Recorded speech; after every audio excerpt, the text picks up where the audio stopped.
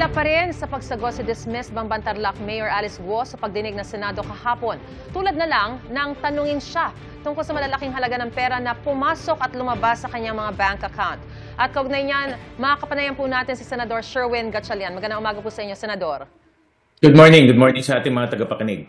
Una po sa lahat, ayaw magsalita ni Alice Guo kung sinong nag-deposit ng malalaking halaga ng tseke sa account niya. May impormasyon po ba kayo tungkol dun sa mga perang yon, base dun sa inyong mga sariling sources, Senator? Meron kaming information, pero binavalidate pa namin ngayon with different government agencies tulad ng AMLAC.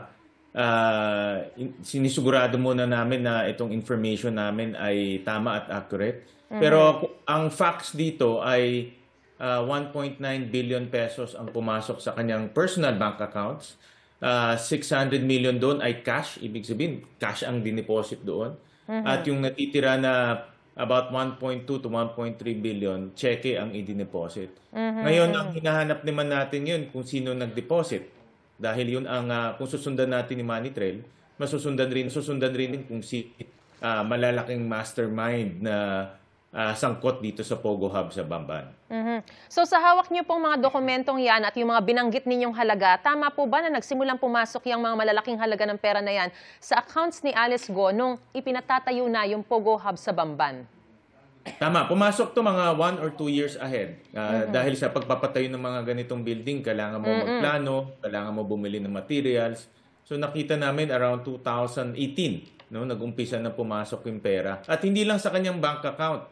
Nakita rin namin yan sa iba't ibang family corporations sila, katulad nung QJJ Farm, QJJ Embroidery, QSeed Genetics. Ito yung mga ginagamit niyang korporasyon na front lang sa mga pagpapatayo ng Pogo. Itong farm at embroidery, hindi naman farm at embroidery talaga ang negosyo. Ang mas malaking negosyo niya ay itong Pogo Hub.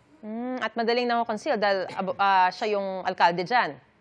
Correct. Siya yung alkalde, siya rin yung presidente ng mga kumpanya. At itong mga kumpanya na ito, nakita natin ginamit as conduit dito, pinadaan yung pera sa pagpapatayo ng Pogo Hub. Senador, may napansin din po ba kayong pagbabago sa mga transaksyon nito nung naging mayor na mismo si Alice Guo? Nakita namin na tuloy-tuloy yung kanyang pagbabayad ng iba't ibang gastusin nitong Pogo Hub. Pinakita nga namin kahapon yung pagbabayad ng kuryente.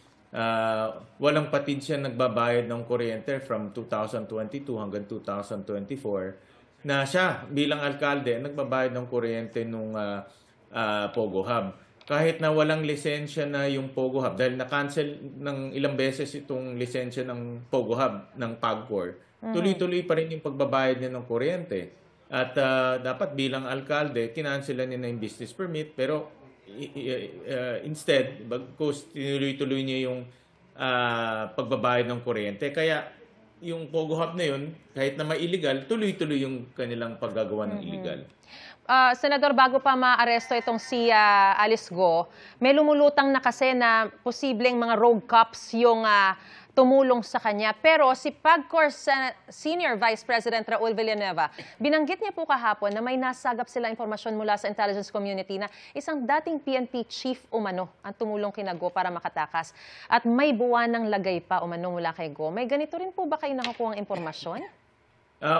First time ko narinig yan kay General Villanueva ng PAGCOR. Kaya nananawagan kami sa kanya na i-pursue niya itong validation at investigation dahil first time ko narinig yan kahapon.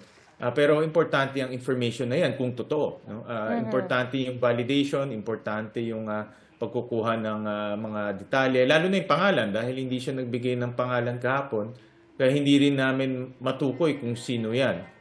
Pero makikipag-ugnayan kami sa kanya at kung kailangan niya ng executive session, mag-executive session kami dahil obviously importante itong impormasyon na ito.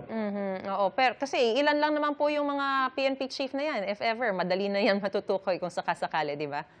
Correct. Madali siyang matukoy at meron naman basis yung kanyang sinasabi dahil during the executive session namin before, ay nagkaroon nga ng information na mayroong mga government officials at mga enforcement officials na konektado sa Pogo. Pero importante yung mga ganitong information, yung validation eh. Ayaw rin natin na madungisan yung PNP ng information na napakahilaw pa. So hihintayin niyo siyang mag-request for an executive session, hindi po kayo ang magsasabi na executive session na lang natin to para ilabas na niya yung mga impormasyon doon? Hindi, importante na manggaling sa kanya ito dahil pag nanggaling sa kanya ito, ibig sabihin meron talaga siyang valid information.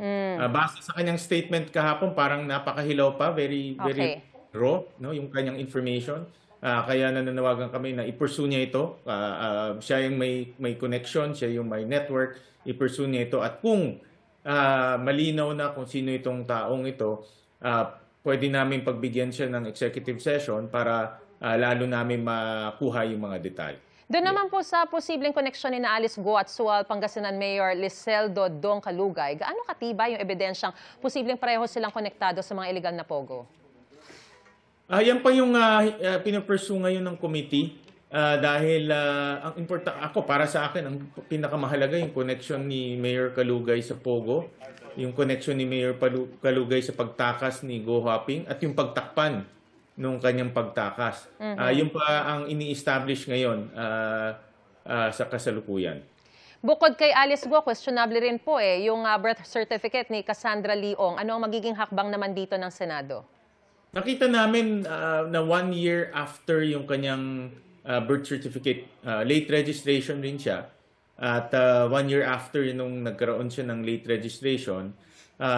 So ito ay tinitignan pa rin namin ng mabuti, no? Dahil alam naman natin yung pattern ng late registration ngayon, ginagamit to ng mga peking Pilipino dahil madaling kunin. Kaya ini-establish pa rin namin ngayon kung mayroon bang anomaly or irregularity sa kanyang late registration. Pero ang kagandahan dito na alerto na ang PSA kaya iniimbestigahan na nila ngayon. Patuloy kami makikibalita sa inyo at mag-aabang sa Senate hearing. Maraming salamat po, Senator Sherwin Gatchalian, sa impormasyong binigay niyo po sa amin at sa inyong panahon. Magandang umaga po.